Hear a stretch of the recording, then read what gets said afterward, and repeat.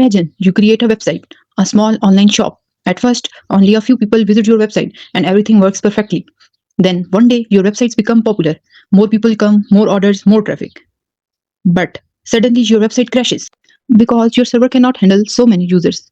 In the past, developers had to manage everything manually. If traffic increased, they had to add more servers. If traffic decreased, resources were wasted. Everything was slow, stressful, and risky.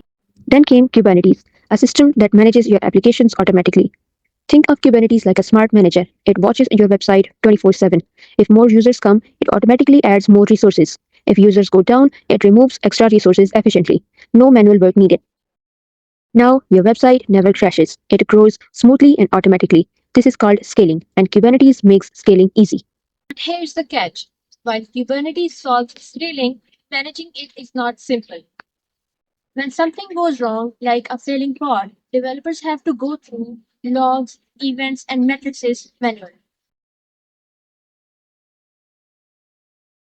There is no centralized intelligent system that tells you what exactly is wrong.